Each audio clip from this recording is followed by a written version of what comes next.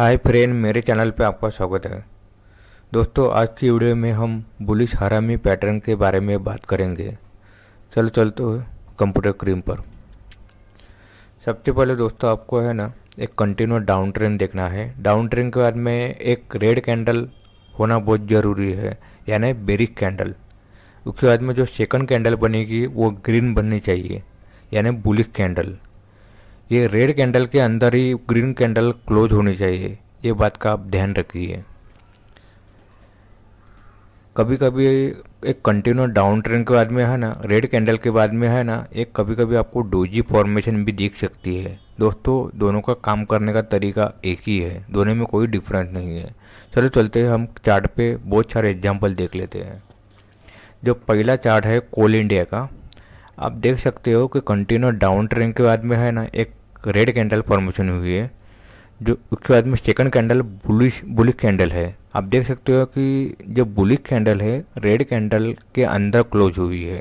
ये कंपलसरी है दोस्तों। भले शैडो कम ज़्यादा हो सकती है, मगर उसकी जो बॉडी है वो रेड कैंडल के अंदर होना बहुत ज़रूरी है। हमें एंट्री पॉइंट कब लेनी है? जैसे ही रेड कैंडल की हाई ब्रेक होता है हमें एंट्री पॉइंट लेनी है। हमें रेड कैंडल के लो के नीचे स्टॉप लॉस लगाना है। इन बातों का आपको ध्यान रखना है। वैसे तो वो मैंने बहुत टाइप करके रखा ही है, जैसे भी आपको कभी कन्फ्यूजन होता है तो आप पढ़ लीजिए। दूसरा एग्जांपल देख लेते हैं। यह है एचसीएल टेक्नोलॉजी का। एक कंटिन्यूस डाउन ट्रेंड के बाद में है ना एक रेड कैंडल आप देख सकते हो, उसके बाद में एक बुलिश कैंडल यानी ग्रीन कैंडल पूरी इसके अंदर क्लोज हुई है।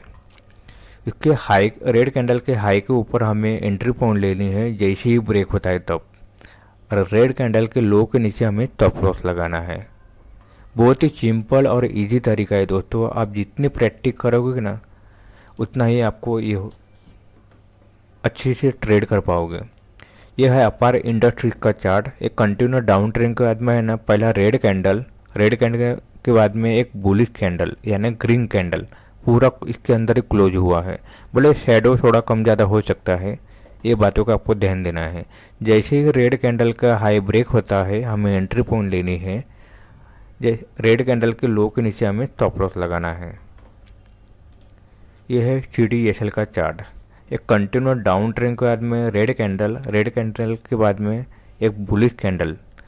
जैसे ही इसका हाई ब्रेक हुआ आप देख सकते हो कंटिन्यू अप ट्रेंड में चालू हो गए हैं। रेड कैंडल के लो के नीचे हमें स्टॉप लॉस लगाना है।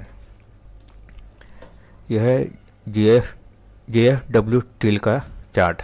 एक कंटिन्यूस डाउन ट्रेंड के बाद में एक रेड कैंडल, उसके बाद में सेकंड कैंडल बुलिश कैंडल। जैसे ही इसका हाई ब्रेक हुआ आप देख सकते हो कंटिन्यू अप ट्रेंड चालू हो गया। रेड कैंडल के लो के नीचे हमें स्टॉप लॉस लगाना है। यह है मारुति का चार्ट। कंटिन्यूस डाउन ट्रेंड के बाद में एक रेड कैंडल, उसके अंदर सेकंड कैंडल ग्रीन कैंडल यानी बुलिश कैंडल। जैसे ही इसका हाई ब्रेक हुआ रेड कैंडल का तो कंटिन्यू अप ट्रेंड में रेड कैंडल के लो के नीचे हमें स्टॉप लॉस लगाना है। दोस्तों, इसका टारगेट है ना ये यानी कुछ फिक्स नहीं होता है ये। टारगेट तो अच्छा मिल जाता है इसके अंदर। उसके बाद में ये है चिपला का चार्ट। कंटिन्यूस डाउन ट्रेंड के बाद में एक रेड कैंडल, उसके अंदर एक बुलिश कैंडल। जैसे ही ब्रेक हुआ आप देख सकते हो रेड कैंडल के लो के नीचे हमें स्टॉप लॉस लगाना है। यह है इन्फोसिस का चार्ट। कंटिन्यूस डाउन ट्रेंड के बाद में एक रेड कैंडल फिर बुलिश कैंडल। जैसे ही हाई ब्रेक हुआ आप देखिए रेड कैंडल के लो के नीचे हमें स्टॉप लॉस लगाना है। यह है महिंद्रा का चार्ट। एक कंटिन्यूस डाउन ट्रेंड के बाद में एक रेड कैंडल, उसके बाद में सेकंड कैंडल ग्रीन कैंडल। दोस्तों, मैंने पहले ही बोला था कि कभी कभी आपको रेड कैंडल के बाद में है ना डोजी फॉर्मेशन दिखेगी। आप देख सकते हो दोनों का काम करने का तरीका सेम ही है दोस्तों। जैसे ही इसका रेड कैंडल का हाई ब्रेक होता है हमें एंट्री पॉइंट लेनी है। रेड कैंडल के लो के नीचे स्टॉप लॉस लगाना है। ये देख लिए, ये है इंडियन IRFC का चार्ट। कंटिन्यूस डाउन ट्रेंड के बाद में एक रेड कैंडल, उसके अंदर एक ग्रीन कैंडल क्लोज हुई है। जैसे ही हाई ब्रेक हुआ आप देख सकते हो रेड कैंडल के लो के नीचे हमें स्टॉप लॉस लगाना है। दोस्तों बहुत कम लोग ऐसे होंगे जो आपको इतने सारे एग्जाम्पल देते होंगे। मैं आपके लिए इतना अच्छा कंटेंट लेके आता हूँ, आगे भी मैं हमेशा लाते रहूँगा, क्योंकि मैं चाहता हूँ कि आप अच्छे से ट्रेड कर पाए। मैं आपको बताना चाहता हूँ दोस्तों कि आप जितनी प्रैक्टिस करोगे ना, आप उतना ही अच्छा ट्रेड कर पाओगे। बहुत ही सिंपल और इजी तरीका है दोस्तों।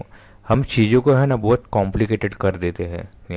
दोस्तों आशा करता हूँ कि आपको मेरी वीडियो अच्छी लगी होगी। मेरे वीडियो को लाइक सब्सक्राइब कीजिए, ज़्यादा से ज़्यादा लोगों तक ज़रूर पहुँचाइए।